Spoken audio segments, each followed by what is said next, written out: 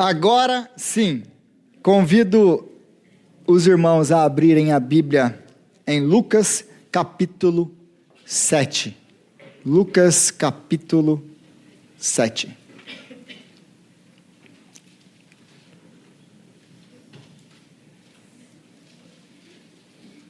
Lucas capítulo 7.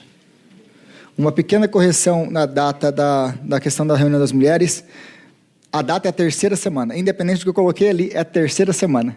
Se eu coloquei errado ali a data, é a terceira semana. O pastor acabou de me corrigir aqui. Você colocou quarta semana. É a terceira. Terceira semana da reunião das mulheres. Tá bom? Todo mundo achou aí? Lucas capítulo 7. Nós continuamos com a nossa série de pregações no livro de Lucas. Hoje chegamos no capítulo 7. Nós lemos do versículo 1 ao versículo 10. Lucas 7, de 1 ao 10. E diz assim a palavra de Deus: Tendo terminado de dizer tudo isso ao povo, Jesus entrou em Cafarnaum. Ali estava o servo de um centurião, doente, quase à morte, a quem o seu senhor estimava muito. Ele ouviu falar de Jesus e enviou-lhe alguns líderes religiosos dos judeus, pedindo-lhe que fosse curar o seu servo.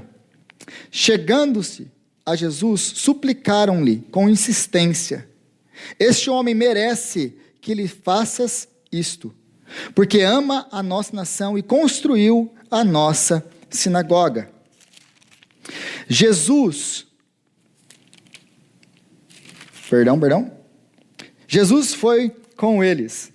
Já estava perto da casa quando o centurião mandou amigos dizendo a Jesus: Senhor, não te incomodes, pois não mereço receber-te debaixo do meu teto. Por isso, nem me considerei digno de ir ao teu encontro. Mas dize uma palavra e o meu servo será curado. Pois eu também sou homem sujeito à autoridade, e com soldados sob o meu comando. Digo a um: vá, e ele vai. E a outro: venha, e ele vem. Digo ao meu servo: faça isto, e ele faz.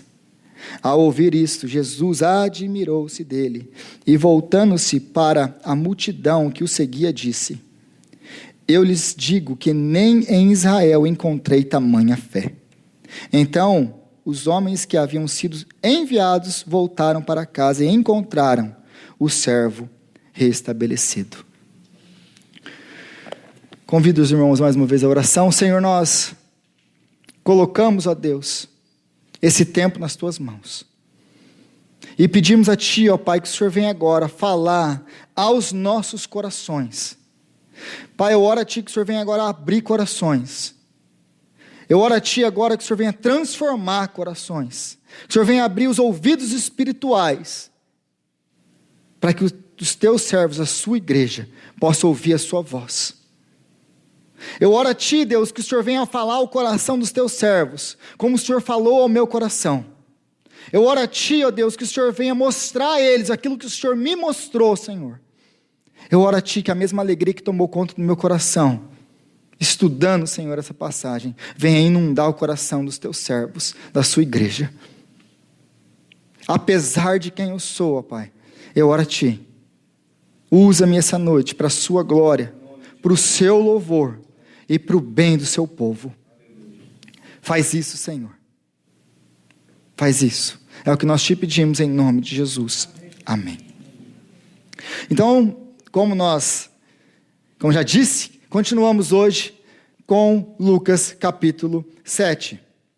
E a pergunta que sempre a gente tem que ter, todas as semanas e todas as vezes que a gente vai continuar lendo um livro em sequência na Bíblia é: qual é a conexão dessa passagem com aquilo que a gente acabou de ver? O que a gente acabou de ver? Na semana passada, o que a gente acabou de ver na semana passada, no capítulo 6? Porque senão mais uma vez, a gente chega para a Bíblia e a gente pensa que as histórias de Jesus, ou que as histórias colocadas sobre a vida de Jesus aqui na Bíblia, são um monte de histórias desconectadas. Que é apenas um exercício da memória dos apóstolos, e não é. Ou daqueles que escreveram a Bíblia, e não é. elas têm uma lógica por trás, elas têm um intuito, eles querem dizer alguma coisa, eles querem progredir nas suas histórias, eles querem demonstrar alguma coisa. Ela tem começo, meio e fim. A história tem propósito. Não é um monte de histórias desconectadas. Porque a gente lê uma passagem dessa e a gente pensa, legal, Jesus curou um centurião, o servo do centurião. E aí a gente passa para a próxima, mas a gente não aprecia a maravilha do texto, porque a gente não entende como ela está conectada com o todo. Nós temos que entender o todo. Qual é o todo? O que nós acabamos de ver na última semana? Na última semana nós vimos então que Jesus ele escolhe os 12. Se você estava aqui, ele escolhe os 12. Qual a importância de escolher os 12? Por que ele escolheu 12? Por que ele não escolheu 13? Por que ele não escolheu 20? Por que ele não escolheu 6? Qual é a importância disso? É o paralelo que ele está fazendo com o Antigo Testamento, com Israel. Agora a igreja é o novo Israel de Deus. Isso que Jesus quer deixar claro, eu estou inaugurando o novo de Deus, o novo Israel. E não é algo que vem depois, não é algo que está além, não é algo que está desconectado de Israel. É o novo, mas nasce de Israel. Ele é a continuação, porque você tem que lembrar do propósito de Lucas, lá nos primeiros 2 capítulos de Lucas. Qual é? Mostrar que Jesus é o Messias de Deus, e que Ele é o cumprimento das promessas de Deus. Então Deus não tem umas promessas para Israel, e depois umas promessas para a igreja. Não, Ele tem as promessas para o seu povo, em todo o tempo, em toda a história da igreja. Então Ele está mostrando, Jesus é o cumprimento disso. E aí agora Jesus funda o quê? O reino de Deus, inaugura o reino de Deus na escolha dos 12, e aí ele ensina para eles, o quê? Os valores desse reino, porque essa foi a mensagem da última semana, os valores invertidos do reino. Os valores do reino de Deus são completamente opostos aos valores do mundo, completamente opostos, e Jesus mostra isso. E depois de mostrar que os valores do reino são diferentes, o que Jesus faz no resto do capítulo 6? Ele demonstra como os seus discípulos vão viver esses valores opostos ao mundo, como que eles devem viver isso. E aí ele vai falar, vocês têm que amar os seus inimigos. Então ele vai dar toda essa explicação no capítulo 6. Então ele explica que os valores do mundo são invertidos, ou os valores do reino são invertidos aos do mundo, e ele vai mostrar como nós devemos viver. Se nós somos discípulos de Jesus, como que eu vou viver como discípulo de Jesus? E aí ele vai nos ensinar no capítulo 6, mas agora começa o capítulo 7, ele apresenta a história do centurião. Qual é a relação dessa história com isso que eu acabei de falar no capítulo 6?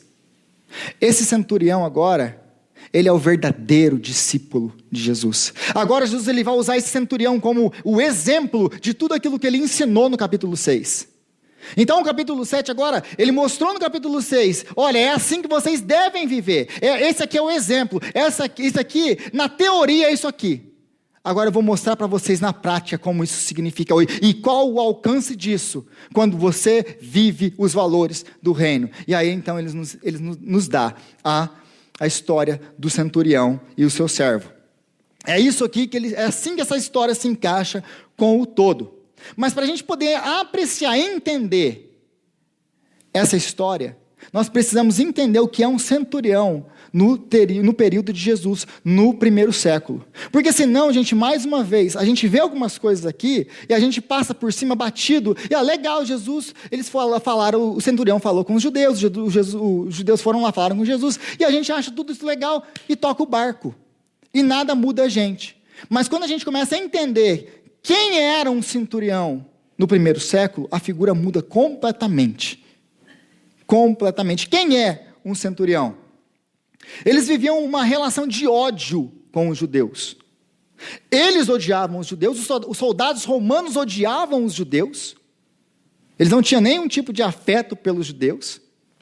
E isso era recíproco, porque os judeus também odiavam o quê? Os soldados romanos, porque eles estavam subjugando a nação de Israel dentro de Israel. Eles são invasores, são pagãos. Lembra que Israel é uma nação que vivia separada, que não tinha relação com outras nações. Por quê? Porque nós somos o povo de Deus, nós não nos relacionamos com mais ninguém. Nós somos os santos, eles são os pagãos. Então, agora eles estão sendo subjugados por nações pagãs dentro do seu próprio território. O que você acha que eles sentem por soldados romanos? ódio, desprezo. É isso que eles sentem. E aqui, isso aqui é mútuo. É dos dois lados. Eles eram comandantes de um batalhão de 100 soldados. Mais ou menos. Alguns mais, alguns menos. É por isso o nome de centurião. Ele é um soldado que comanda 100 pessoas. Ou 100 soldados debaixo da sua guarnição, do seu comando. Eles chegavam a essa posição. Eles começavam como soldados. E eles chegavam a essa posição no campo de batalha. Eles venciam muitas e muitas e muitas batalhas. Eram homens guerreiros, homens valentes, homens que não temiam nada. Eles iam para a batalha junto com os seus soldados. E eles lutavam mão a mão, cada batalha que os seus soldados lutavam. Então eles iam ganhando mais patentes, eles iam crescendo dentro do exército, a chegar nessa posição que para nós hoje talvez seria uma posição como capitão do exército. Então ele tem essa autoridade toda sobre ele, sobre os ombros dele. Os homens dele admiram ele. Ele é um homem valente. E não apenas um homem valente e um bom soldado na batalha, ele também é um ótimo líder. Porque ninguém chegava nessa posição se você não fosse um ótimo líder. Então ele liderava muito bem. Mas ele também fazia outra coisa que judeu odiava. Ele organizava a questão da coletoria de impostos. Eles coletavam os impostos, ele que organizava isso. Ele era o responsável por isso. Então você lembra do ódio que eles têm pelos coletores de impostos, seus judeus compatriotas que estão ali coletando impostos. Agora ele é um soldado romano dentro do território coletando impostos. Isso vai só agravando a relação deles com quem? Com os judeus. Então, esses soldados, apesar de ser soldados de Roma, eles não são romanos italianos. Roma não costumava mandar soldados para suas províncias. Eles não têm tantos soldados assim. Então, como que eles fazem para ter um grande exército como eles tinham? Eles arregimentavam, eles pegavam pessoas das vizinhanças, dos lugares que eles conquistavam. Então era assim que eles conquistamos uma cidade, conquistamos um território, uma província. Agora nós então vamos pegar essas pessoas que são capazes de ir para a guerra. Nós fazemos alianças com eles, deixamos eles comerem a comida deles, fazendo o que eles quiserem aqui, e a gente vai pegar soldados. E eles então agora fazem parte do exército romano. Então possivelmente, gente, o que está acontecendo aqui? Ou quem é esse homem? Quem é esse centurião? Possivelmente ele é um samaritano. Possivelmente os estudiosos vão falar que ele talvez era um samaritano. Se ele foi arregimentado daquele lugar, da Samaria, provavelmente ele era daquela região. Aí você tem mais um agravante, porque judeu e samaritano, eles se odeiam. Então você vê que ele não é apenas o inimigo comum, ele é o inimigo do inimigo do inimigo. Ele é o odiado, o mais odiado que você pode imaginar. É um centurião romano para um judeu. É desse homem que a gente está falando nessa passagem. Aí você começa a perceber o que essa passagem representa. E possivelmente aqui ele conhecia a fé, porque ele é local ali. Se ele é samaritano, ele conhece a fé de Israel. Ele conhece o Deus de Israel. Ele conhece a promessa messiânica. Ele tem noção daquilo que eles esperam. E como o texto vai nos mostrar aqui, ele é um homem que teme a Deus. Ele é um homem que teme a Deus. Ele provavelmente era ele tinha o temor de Deus. Ele não era talvez um prosélito, mas alguém que simpatizava com a religião judaica, que conhecia o Deus de Israel. Então esse é o centurião romano. E aí no versículo 2 a gente começa a ver o quê? Algumas lições. O que é o verdadeiro discípulo de Jesus Cristo? Quem é o verdadeiro discípulo de Jesus Cristo? É isso que nós queremos aprender com esse centurião. Porque, lembra, Jesus nos falou como viver. Nos deu os valores. Isso aqui você deve ver assim. Agora, com ele, está usando o exemplo. Esse aqui é o verdadeiro discípulo. Então, o verdadeiro discípulo de Jesus, em primeiro lugar, ele é alguém que ama. E aí a gente vê, no versículo 2, que ele tem o seu servo, o seu escravo. No original, ali no grego, a palavra é doulos, que é servo ou escravo. Então ele tem um escravo que está enfermo. Ele ouve falar de Jesus e ele manda chamar Jesus. Jesus vem curar o meu servo. E aí ele também, não apenas o seu servo que está dentro da sua casa, mas ele ama quem? No versículo 5 ali, os judeus eles vão argumentar que ele ama quem? Ele ama a nação de Israel. Um centurião que ama a nação de Israel, como assim? Então, lembra que Jesus fala no capítulo 6, olha, vocês amem os seus inimigos? Esse homem ama os seus inimigos. Esse homem ama os seus escravos. E aqui é interessante, sabe por quê? Porque você também precisa entender outra coisa sobre escravatura no primeiro século. O escravo no primeiro século, ele não é como foi nos séculos 18, 17, que nós temos a escravidão, que vem os negros trazidos da África, e eles são comercializados por causa da cor. Não é cor, não é raça, qualquer um podia ser escravo. Então, o escravo, para um dono de escravos, ele era uma ferramenta, não era uma pessoa. Eles não viam os escravos como pessoa. Então, o que acontece quando uma ferramenta quebra? Aqui nos Estados Unidos isso é muito comum, principalmente aqui, porque ferramenta aqui é muito barato. Então nós que trabalhamos, aí a gente vai fazendo um trabalho, a gente tem uma ferramenta, a ferramenta está quebrada. Sai mais caro fazer o quê? Mandar consertar do que comprar outra. Então, o escravo aqui, ele é visto como? Como uma ferramenta, só isso. Não existe afeto de dono de escravo para escravo.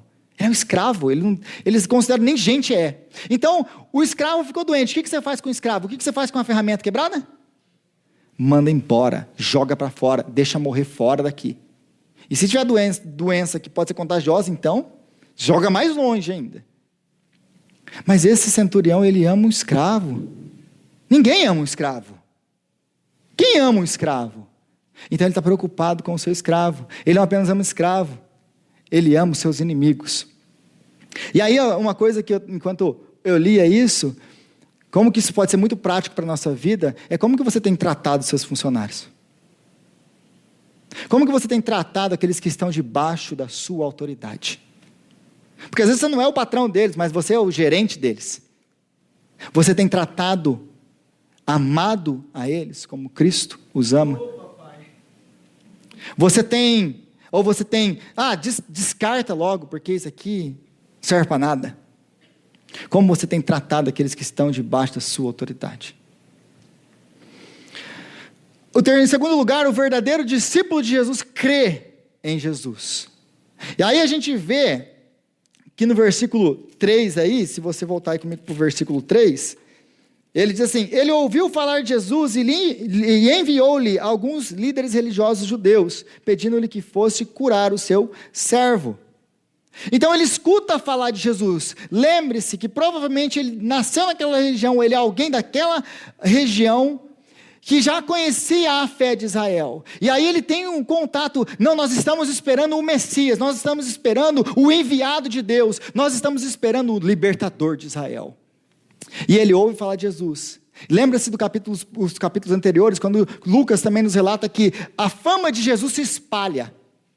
Esse homem, ele ouviu falar de Jesus, ele ouviu falar dos milagres de Jesus, e ele reconheceu e ele entendeu quem era Jesus. Ele é o Senhor. Ele é o Messias de Deus. Ele é aquele que Deus enviou para libertar Israel. Ele entende quem Jesus é e ele crê em Jesus. Ele crê em Jesus. Então, ele tinha certeza de que Jesus podia curar o seu servo. Não existia uma dúvida nele. Eu sei que ele pode. Eu sei que ele pode. O verdadeiro discípulo de Jesus, em terceiro lugar, é generoso. Porque no versículo 5, diz assim, se você voltar aí comigo, versículo 5, porque ama a nossa nação e construiu a nossa sinagoga.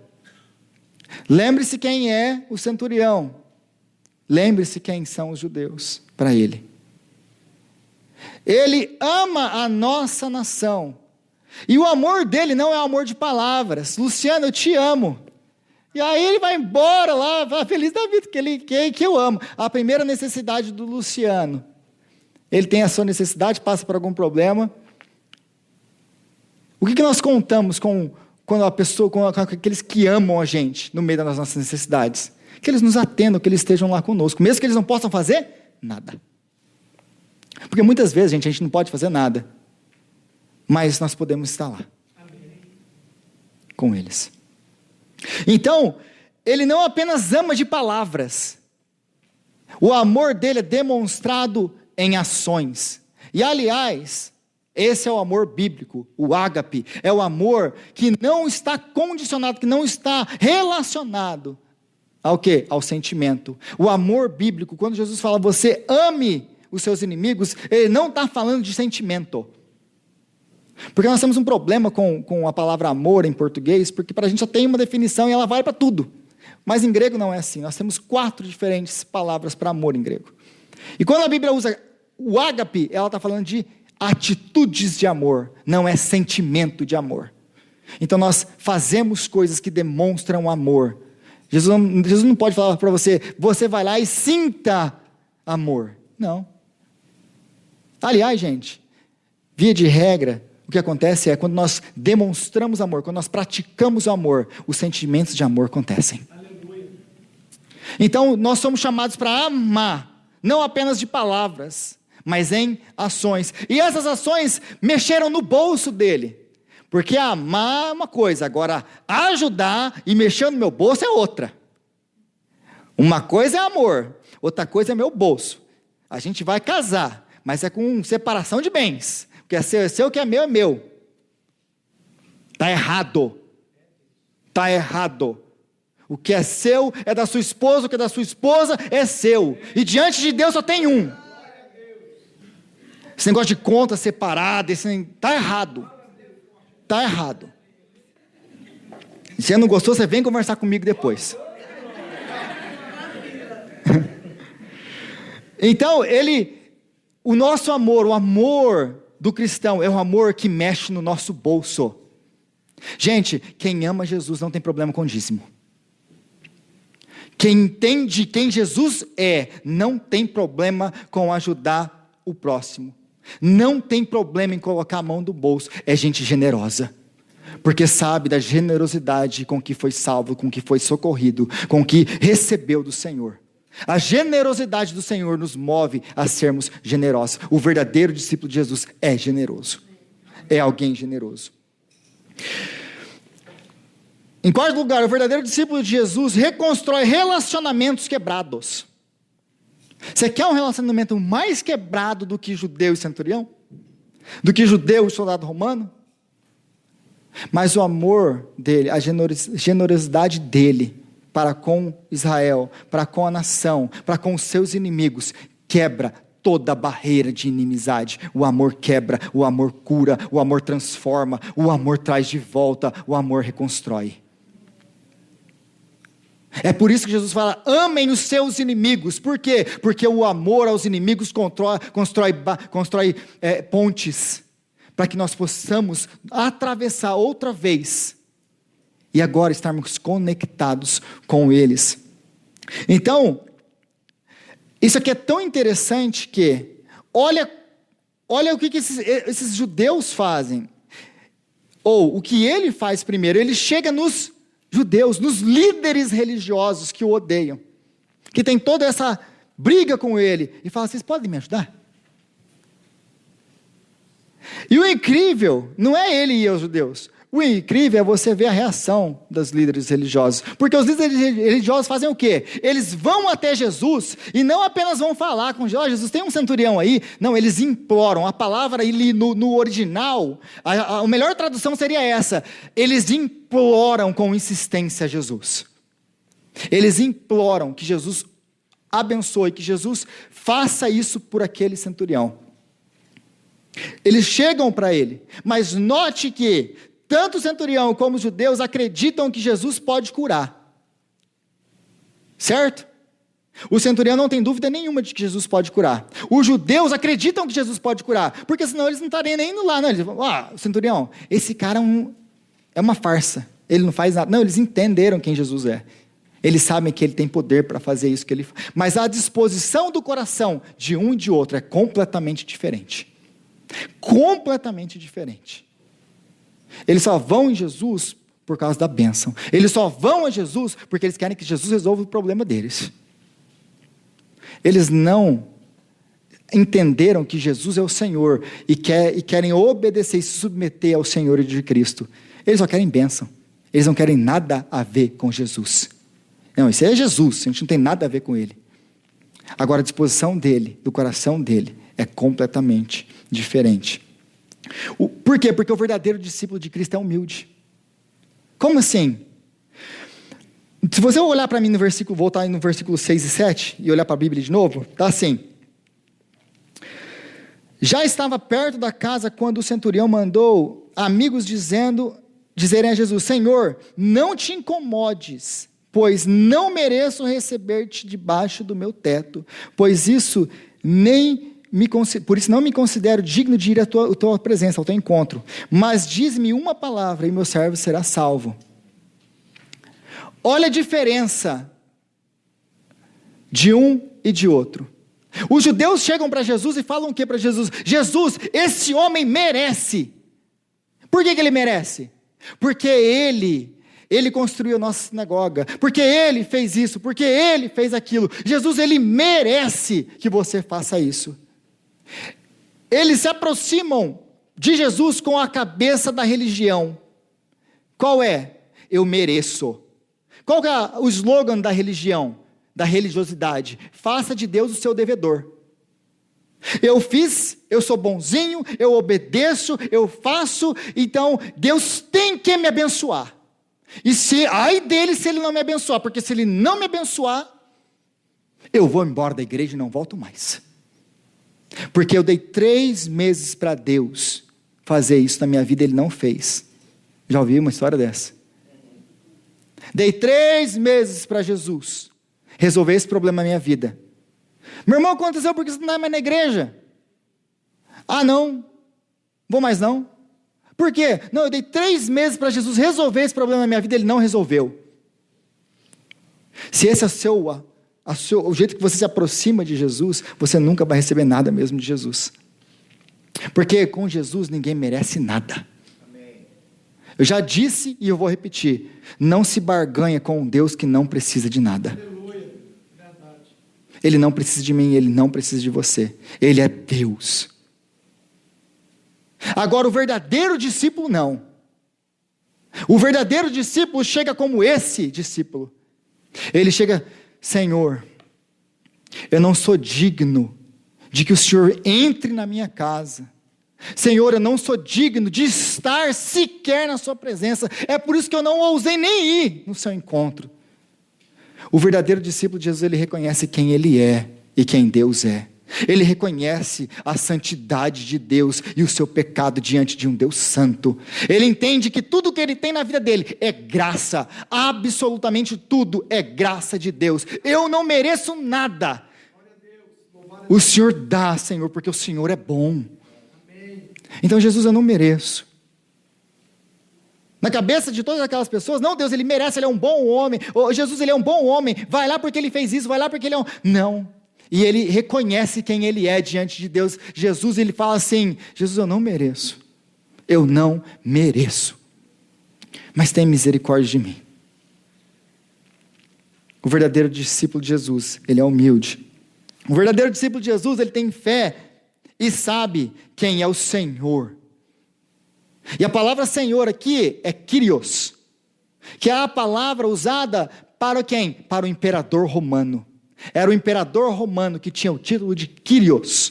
É por isso que o apóstolo Paulo se mete em tanta confusão quando ele começa a usar esse título aqui, falando para Jesus. Falando que Jesus, que o carpinteiro judeu é o Kyrios. E não apenas o Kyrios do Império Romano, ele é o Kyrios do universo. Ele é o Senhor que se assenta no trono do universo. Que o carpinteiro judeu morreu, que foi crucificado, aliás, e morreu a pior morte, que os romanos não tinham coragem de pronunciar a crucificação, porque era tão vergonhoso que ninguém tinha coragem de pronunciar a morte de cruz, de tão vergonhosa que ela era. É esse carpinteiro crucificado, é o Kyrios do universo, é o Senhor de tudo, e ele reconhece isso, e ele chega e chama Jesus de Kyrios, Senhor.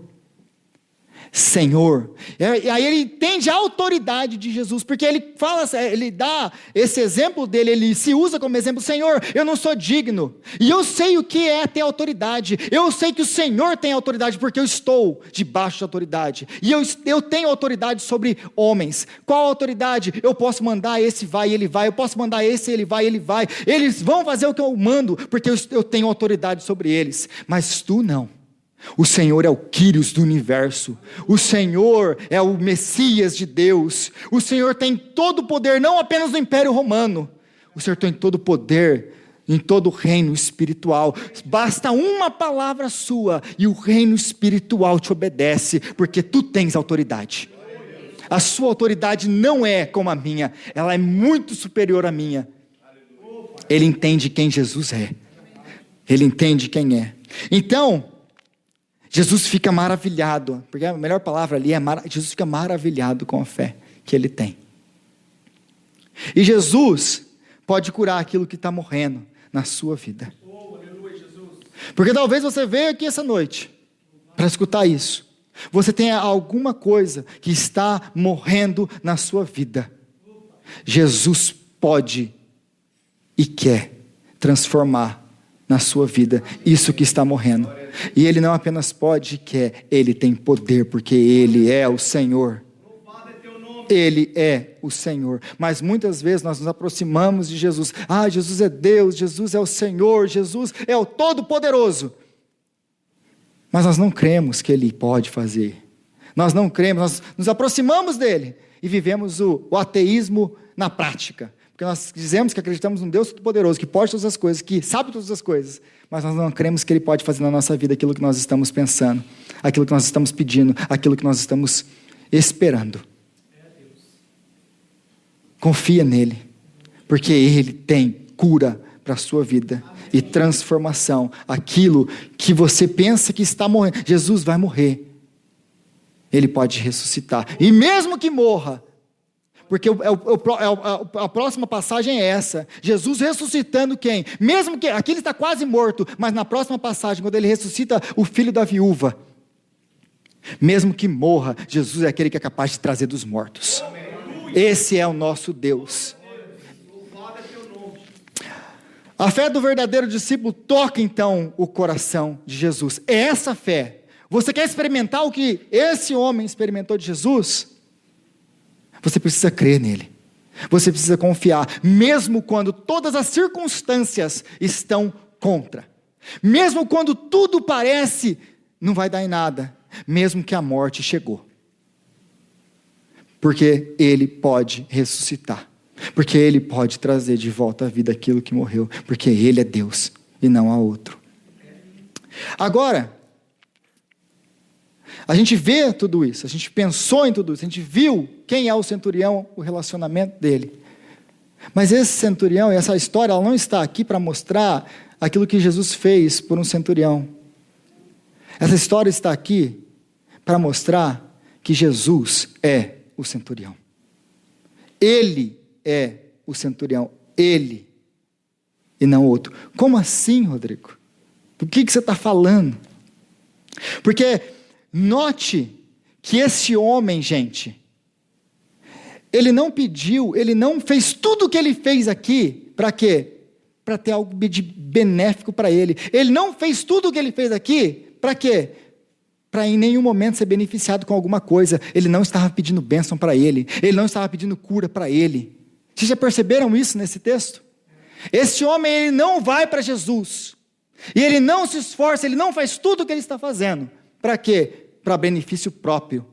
Ele vai a Jesus, ele intercede com Jesus pelo benefício de outro. É Jesus quem faz isso por nós.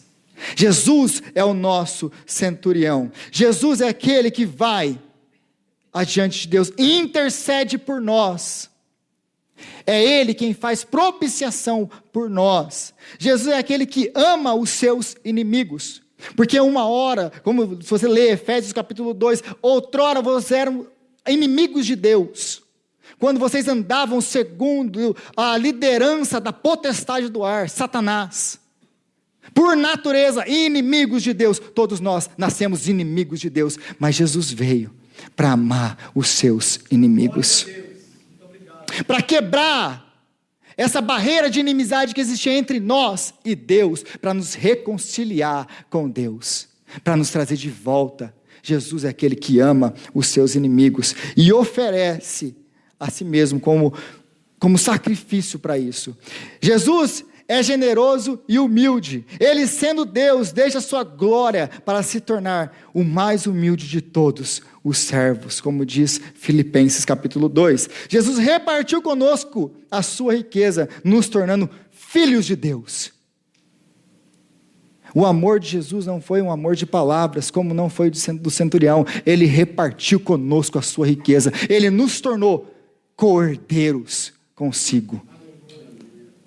O herdeiro é esse, aquele que recebe porção da herança. E não apenas isso, o centurião construiu uma sinagoga para que eles pudessem adorar a Deus. Jesus construiu um templo para que nós pudéssemos adorar a Deus e nos deu o Espírito Santo para viver em nós. Isso aqui é igreja, isso aqui não é igreja. A igreja somos nós, a igreja são pessoas, não são prédios. Nós somos a igreja, nós somos o novo templo.